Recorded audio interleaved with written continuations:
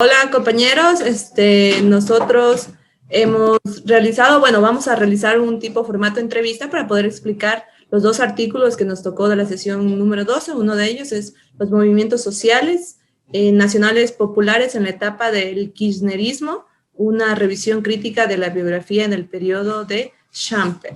Cristian. Hola compañeros y hola Gina. La primera pregunta es, ¿cómo llegó Néstor Kirchner al gobierno en el 2003? Es importante poner en contexto cómo llegó Néstor Kirchner en el año 2003. Él marcó una diferencia en la forma de ser política, ya que logró unir los espacios sociopolíticos que estaban divididos en ese entonces. Kirchner llegó a la presidencia en medio de una crisis social, de representación y de legitimidad de los partidos tradicionales en Argentina. Vengo a proponerles un sueño. Quiero una Argentina unida, quiero una Argentina normal. Quiero que seamos un país serio, pero además quiero un país más justo.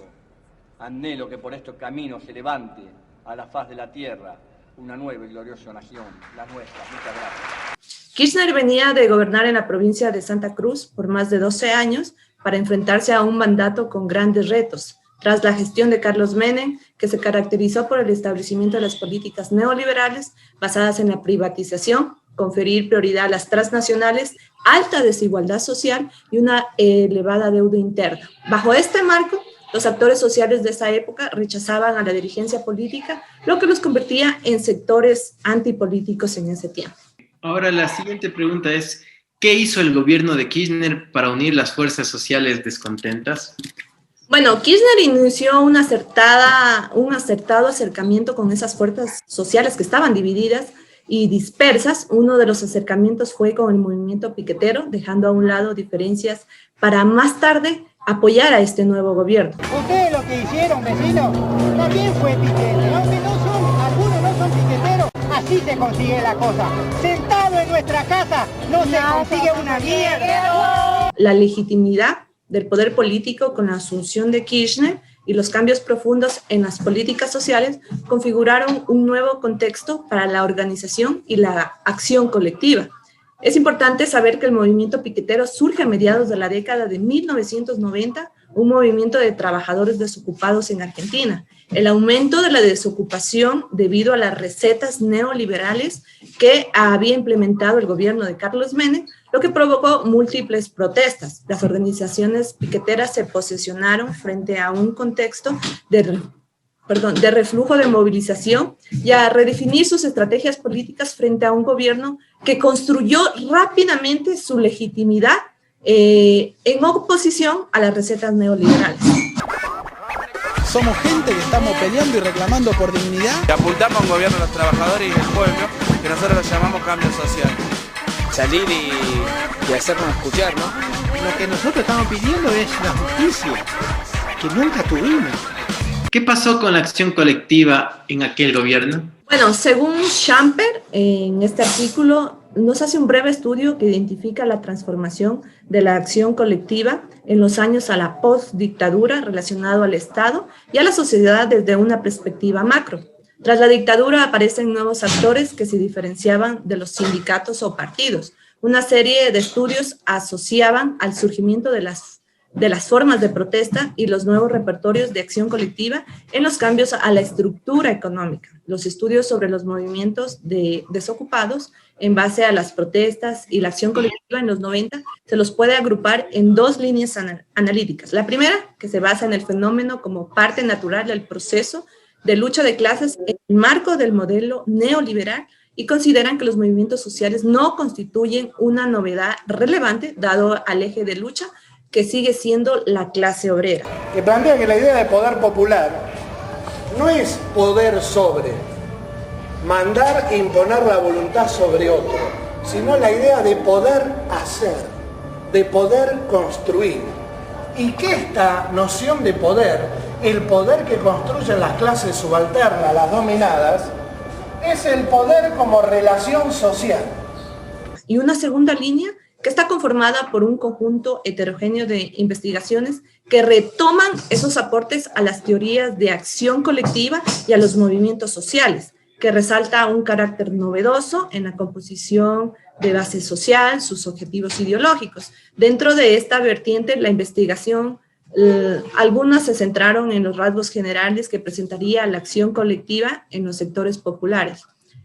Según Schumpeter, nos lleva a pensar, o nos obliga a pensar en la doble dimensión de la identidad, la cual remite al producto de interacciones rutinizadas en esas condiciones que se constituye la identidad política, siendo objetivo central para el análisis de las dinámicas de las organizaciones sociales. Finalmente, y como conclusión, ¿qué es el populismo? El discurso presidencial del gobierno de Néstor Kirchner se enfocaba en la construcción de una nueva identidad, un nuevo pueblo, insertando significados vacíos como la verdad, la justicia, la igualdad, la normalidad y la seriedad. Los significantes vacíos en este sentido se alineaban a una práctica hegemónica que redefinía las identidades de los sujetos. Según Laclau nos decía que caracteriza al populismo por una dimensión rupturista que surge de la dicotomización del campo político a partir de la presentación de las interpretaciones populares democráticas como conjunto sintético,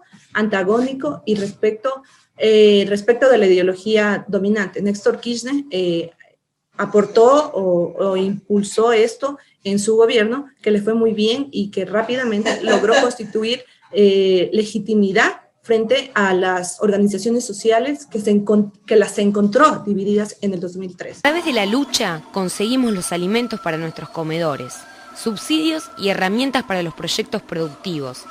Además salimos por otras demandas de carácter político, como la libertad de los compañeros presos. Pero en la lucha también nos conocemos entre nosotros. La lucha alimenta nuestras conciencias, así como nuestros comedores y huertas alimentan nuestros cuerpos.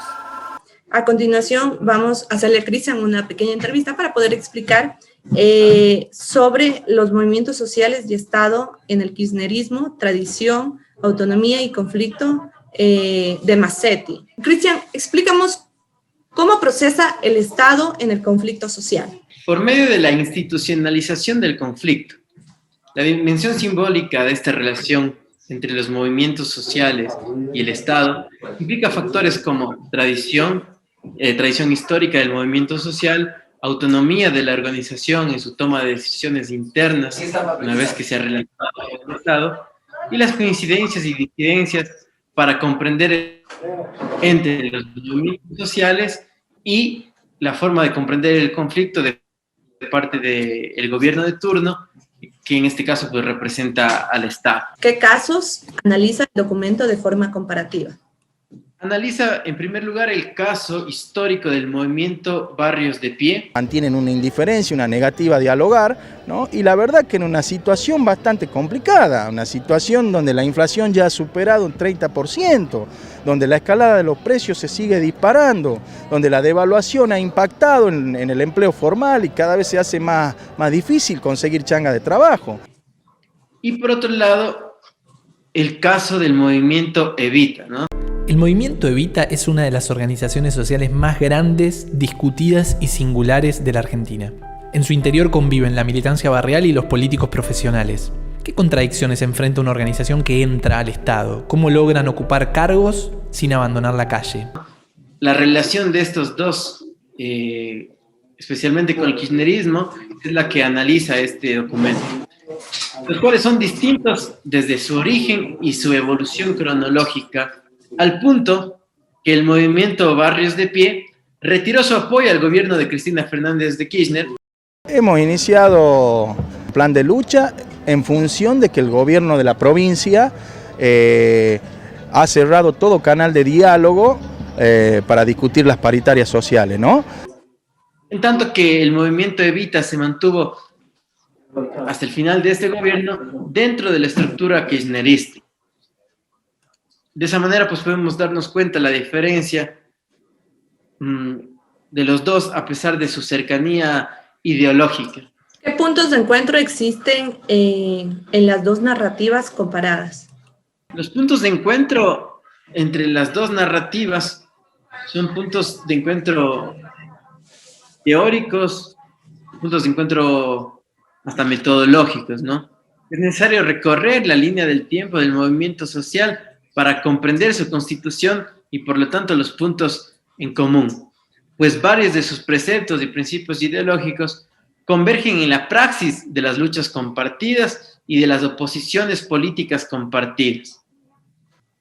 En cada uno de estos movimientos se han articulado a lo largo del tiempo perspectivas políticas diferentes y otras que incluso podrían parecer opuestas, pero que en la praxis relacional entre estos movimientos y el Estado confluyen intersubjetivamente.